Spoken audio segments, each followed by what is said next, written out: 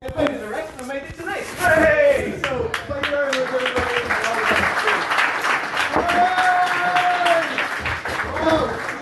The night is tough and there is more. We're having such trouble. We're having terrible troubles with this mic, but you need it to hear at the back. Because I know you're young, but I know all those dances that you get to when you're young, all that boom, boom, boom, boom, boom. That's what you need in your life. A bit of energy. A bit of energy to get them laughs going. I mean, get comfortable. The seats, I made sure I picked a place where everything's comfortable. Brad, are you comfy, mate? Brad also is the host of the show, but he's doing well at the back, but he's going to be on the next time. That's the idea. You're going to get me, then you're going to get Brad, then you're going to leave the show thinking, wow. But anyway, we've got more of the show to get on with, haven't we? Yes, we have. Can we have an ooh? Come on, can we have an ooh? Can we have a oh yeah? Oh, yeah. I think you'll get warmer. I do. I mean, it's very cold in here. I had the windows open earlier, but let's open the night up with another fantastic act. He's sat right next to me, and it's Mike Carter. Let's have some clapping. Come on, Mike Carter, everyone. Hello. I think I broke the microphone. So yeah, I'm not what I thought I'd be either. I don't know what it is whenever I turn up to do a gig. People have this strange expectation that the first thing I'm going to tell them is that I'm going to take them to Hogwarts. You can laugh all you want, Ginger, I can't fix you.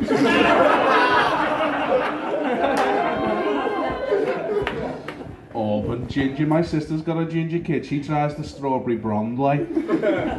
But he's accepted it and decided that he's orange. Which for a Scouse lad is more of a prophecy for the way his skin's going to look in a few years when he gets on the beds. But Jesus Christ, yeah, so I suffer from anxiety as if this gig wasn't enough. Does anyone else? Woo! No, you don't, you see. Because if you're not really sure, have a quick think about it. Overthink about it, I forgot my own joke. You see, that's anxiety for you, it messes you up, and that's why I say the people who put their hands up then don't really have anxiety, because the real sufferers are at the back somewhere going, why did I leave the house tonight? And it will mess you up in social situations. You'll be out somewhere, someone will walk in the middle of a joke that was going quite well when you started it, but has tailed off due to the fact that you've got short-term working memory loss and you're already quite nervous. But anyway, yeah, I'll be out talking to someone and my anxiety will kick in and it'll be a normal conversation, but inside my head I'm going, why'd you say that? Why did you say that? You've made that worse now. He hates you. He thinks you're a dickhead. Just shut the fuck up. And the person I'm talking to will be like, mate, just tell me what bread you want these meatballs on.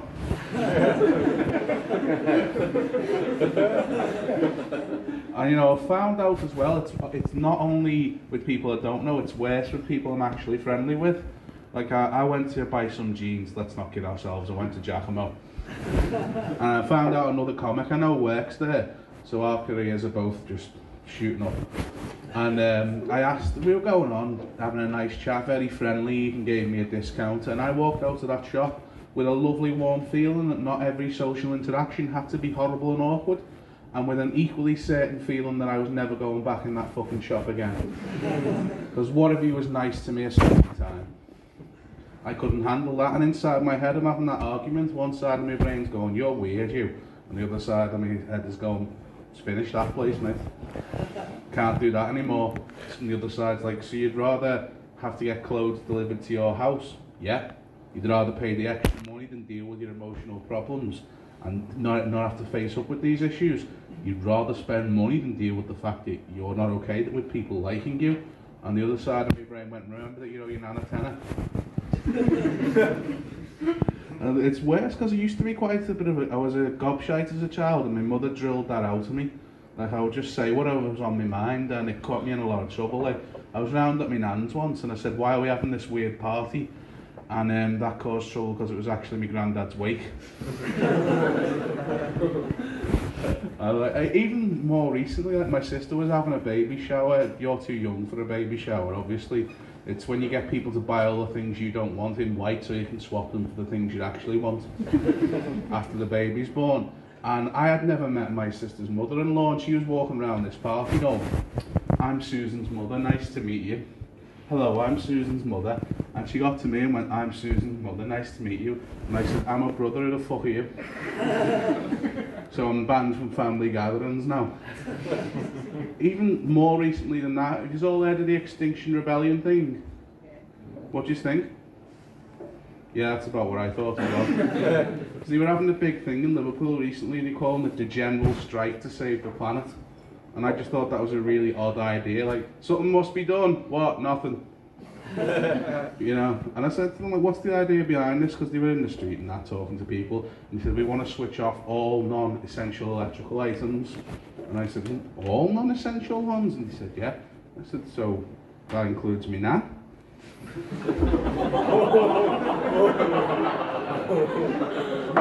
Some of yous in here are waiting for your inheritance as well, yeah? I know, them textbooks are expensive, aren't they? But I know where my anxiety's coming from lately. My girlfriend wants kids, and I'm quite attached to the ideas of money, freedom and happiness. She thinks we'd be boss parents, and I'm just seeing omens everywhere that it's not a good idea. Like, I was out shopping last weekend, and I saw this woman yelling at a kid, and it was only a little baby. And she's going, you get here now! Come here! Come here now! Come here, I'll break your toys! I'll fucking kill you! And she had a t-shirt on that said, choose love. I'm thinking, I bet you wish you'd chosen the pill instead. I travel a lot on trains doing comedy, and I was sitting on a train one day, and is anyone in here the kind of person kids just stare at? Yeah. I like the way that you nodded to him and went, that's you, that. You're the one all the parents look at twice. Genuinely, like, this kid was staring at me. You know the way dogs stare at you when you're asleep? And you think the dog might have been possessed, and then you suddenly come round and realise that I don't own a dog. So this kid's staring at me, and the whole time he's staring at me on the train, he's peeling a sticker off the window and eating it. And just as he finishes, that announcement comes over the tannoy. If you see something that doesn't look right, phone this number. And I'm thinking, I can't really phone up the terrorist hotline, because it isn't right, but you can't be like, no, he hasn't got a bomb, but he's clearly a fucking wrong'un. The scariest kid I ever met, and this is the one that's like haunted me for months now, was a child I met up in Glasgow when I was gigging up there. So as I said, I'm doing really well. I was trying on shoes in Primark. And this kid, I heard him before I saw him. He looked like he'd just come out of prison. He had a string vest on and a flat cap. And I just heard the voice from the back of the shop. Hey, more! More! And then he comes up to me and goes, big man, have you seen me more? And I'm like, no, I haven't. He goes, well, if you do, tell her Jimmy's looking for her. Look after yourself now, big man. And that's terrifying, isn't it? Can you imagine bringing that kid up, the calls you get from school? Yeah, Mr. Carter, that's the headmaster here. Jimmy's selling heroin on the playground again. And he's not even giving me a discount. Yeah, Mr. Carter, why hasn't Jimmy been in school for 6 months? He says he's coming back when the heat's off, headmaster. Where is he? Can't tell you, headmaster. Why? Jimmy said snitches get stitches. It's given me a nightmare. Like, I've had this vision of for months now when I'm in my darkest moments, when I'm asleep. It's me and my girlfriend tucked up in bed, completely black except for the single ray of moonlight, and in the doorway there's the shadow, and then there's the voice. Hey, more! More! I'm getting in bed with you. I've had a bad dream. And slowly the light of a ciggy It's closer and closer to the bed. It's weird though, like, I'm from a wonderful place called Croxteth. Has anyone heard of us? Oh, someone follows the police on Twitter.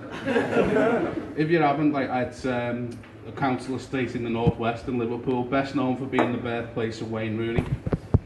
You're welcome. Voted in 1989 Europe's least hospitable housing estate. Meaning that we beat Chernobyl.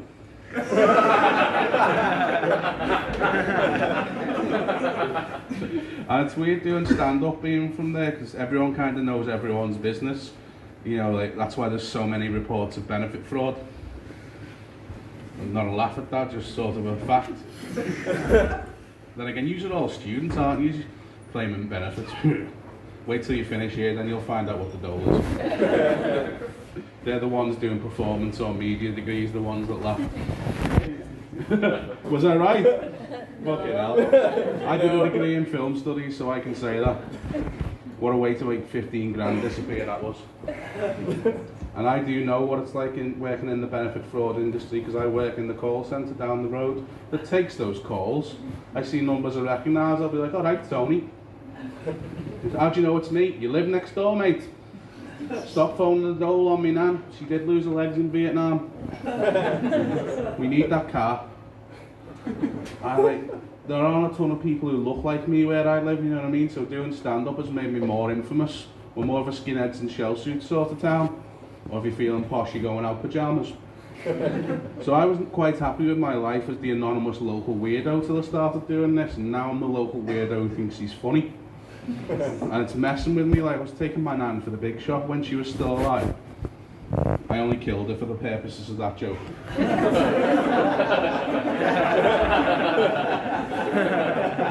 It was her birthday on Monday. She's 88, so still waiting for that house. But yeah, taxi driver leans out the car and goes, "Hey, funny fella, when you doing another gig?" And I said, "Mate, I'm away this week. I'm up in Glasgow or whatever it was." And he goes, "Not good enough. When you're on in town?" I said, "I'll be back on the 28th of October. He goes, "Right, I'm coming. Don't be shit.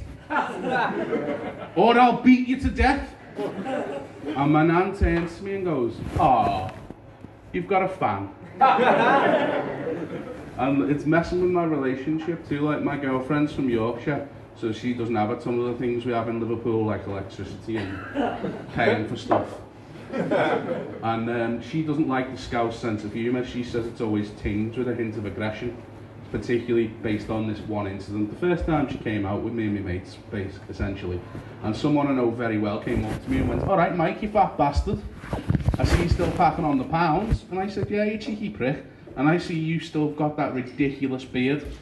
My girlfriend doesn't know where to look in this situation. She's nervous enough. She's surrounded by new people and she'd never met my mum before. Well, there's usually a bigger laugh for that, but I've got to go. So cheers, support this night. It's really fun. Come along every time.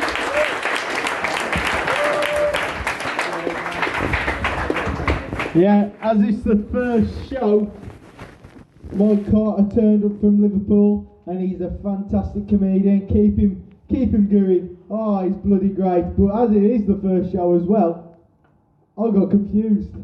I get confused in life a lot, as you could probably tell by just all of me. But I got confused. Brad's hosting the second half. And for those that walked in just ignore it. And take on board the information. Brad's hosting the second half. You don't know who Brad is. But let's keep the mystery, eh? They do.